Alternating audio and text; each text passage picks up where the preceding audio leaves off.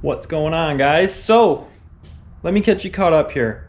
Typically during the week, I usually will come out here at night for an hour or two after we put the baby to bed, and I try and just kind of either button up something that needs to get finished up, prep for what I want to do over the course of the weekend, or something like that. I don't usually film that because, one, I don't usually complete anything. It's just kind of, like I said, more prep work.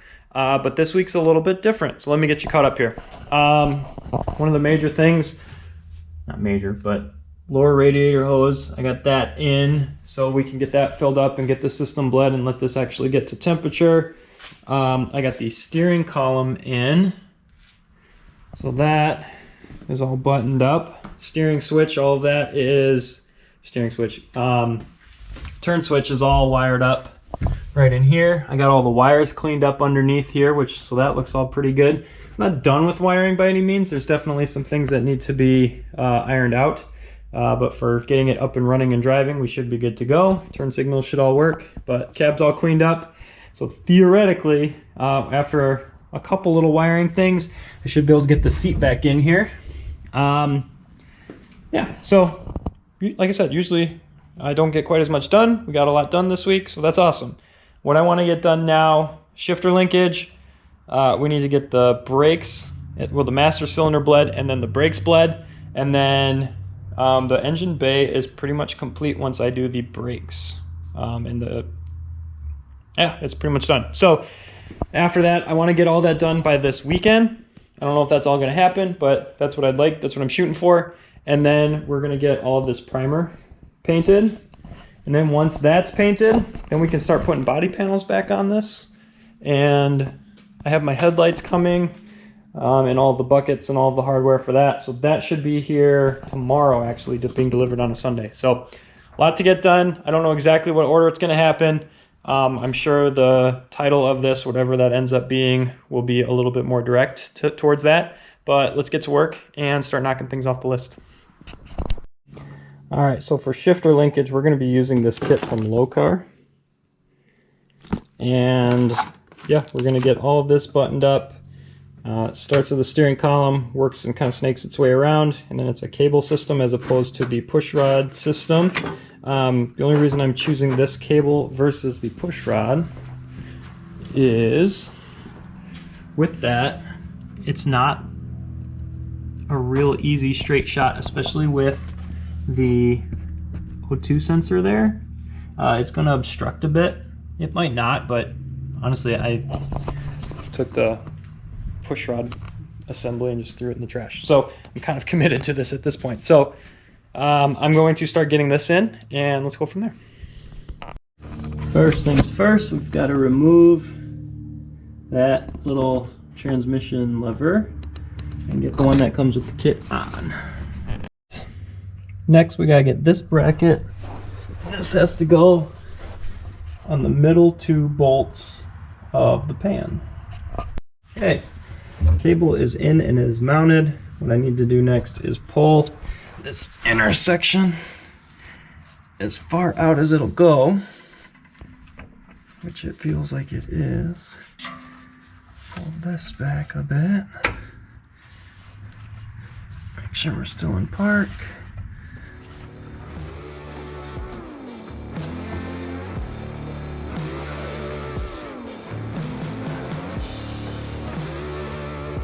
Tighten those down. All right.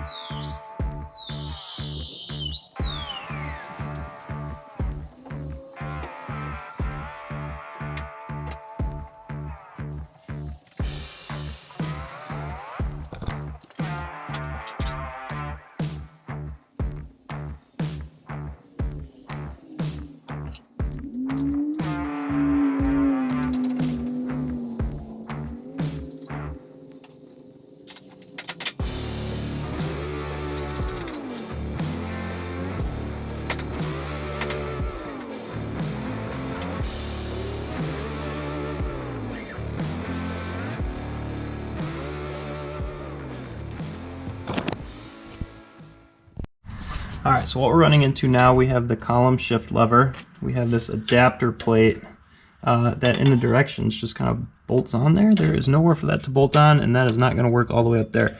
So I need to figure out if I need to drill a hole and mount it right there, because that'll work.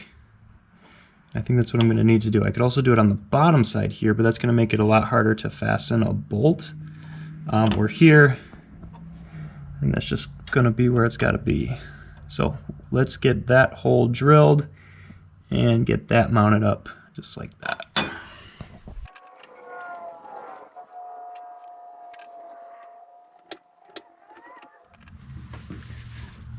Okay, so the factory shift lever that's on the column apparently is made of the hardest metal known to man. So I had to wait till the next morning, which is why it's bright again, because I needed to go get some reinforcements in terms of different drill bits. So let's give these a shot and see if we can get that hole drilled. Pain in the ass. Carbide tip drill bits for the win. So that is all bolted in. Next we have to connect the linkage to here. So let's get this in park. That's park. So we're going to bolt this right into here, it looks like. So let's get that done.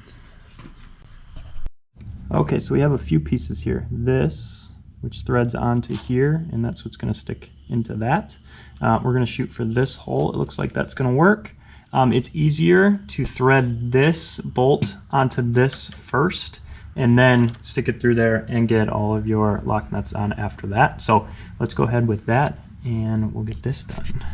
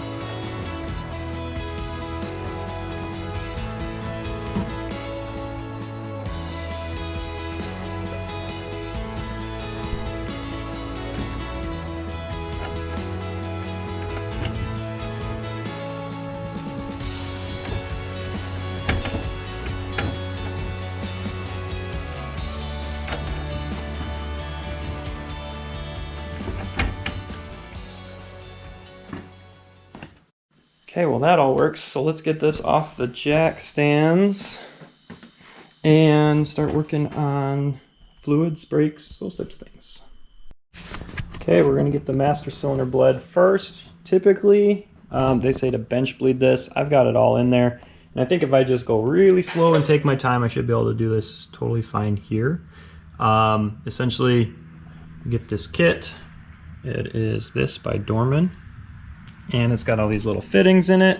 You find the ones that fit yours, loop these hoses around, tuck those in there so they're submerged, which they will be in a second here, and then you slowly just depress the pedal and then really slowly let out, and you just keep going until there's no bubbles.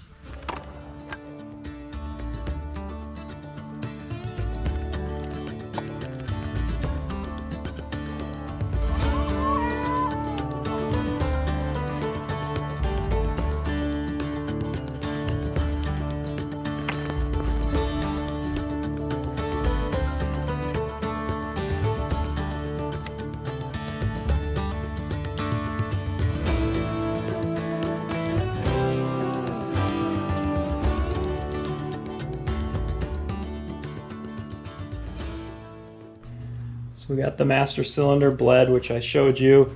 I started bleeding the brakes and I had a few different leaks, so that didn't really catch me off guard. But then I ran into this one, and it's right on this proportioning valve. So when I press on it,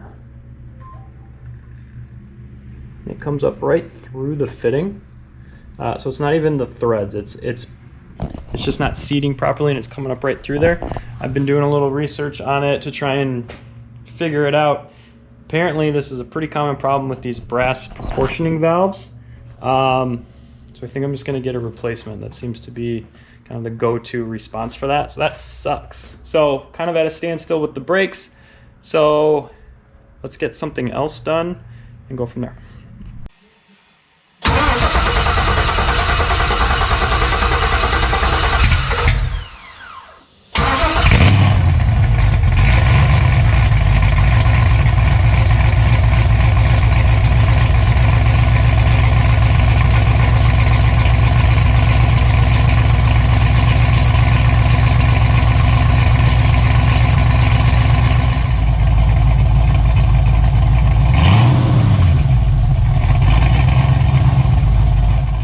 So I'm just apparently horrible at filming things, but yeah, this is leaking, so we're gonna replace this. I have one on order from Summit. It's a Willwood proportioning valve, so that should obviously, one would hope, be better quality than that. Those are notorious for leaking, whether it be from CPP. Mine was from Early Classic, which they're not in business anymore, or LMC or any of those. The brass ones, they're just known to leak. So unfortunately, mine was a fatality of that. So, rip. Anyways, I started this yesterday. I guess I was frustrated because I couldn't finish the brakes, though I wanted to. So I started, but I didn't show you any of it. The cowl, there was a hole here for the antenna. Obviously, I don't have a radio, so therefore I don't have an antenna. So we're gonna patch that and get this painted. So I'm gonna probably do some areas, because this, I mean, the paint is not perfect. Like if you look, it's kind of shining through.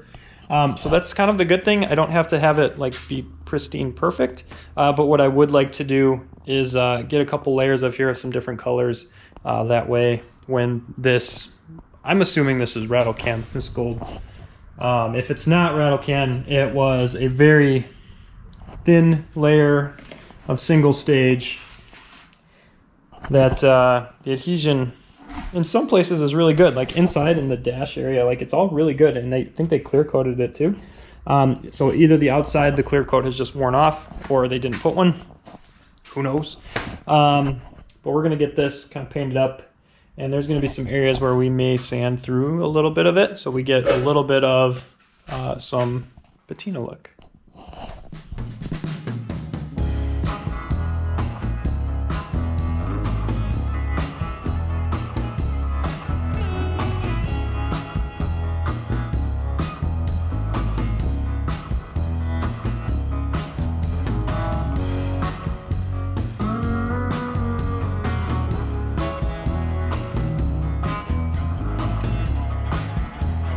Drying, but that's pretty good. Alrighty, so before I finished up for the night, I showed you that. The last thing I did is my pinion angle shims that are between the drop blocks and the mounting surface there for the axle. I had those on backwards, so I had to take it, pretty much that whole thing apart, and flip them over. And of course everything takes longer than you expect it to, and the suspension bolts didn't want to fit back in, so it was a whole ordeal. I'm exhausted after that, so I am going to end this one here. I am waiting on parts for that proportional valve, as well as there's something else I'm waiting on, I don't remember. So I'm going to be waiting for parts for I think 2 days based on how I ordered it, and I'm just going to be doing odds and ends. So I'm going to cut this one off here, and we'll pick up with you on the next one. So thanks for watching, guys. We'll see you later.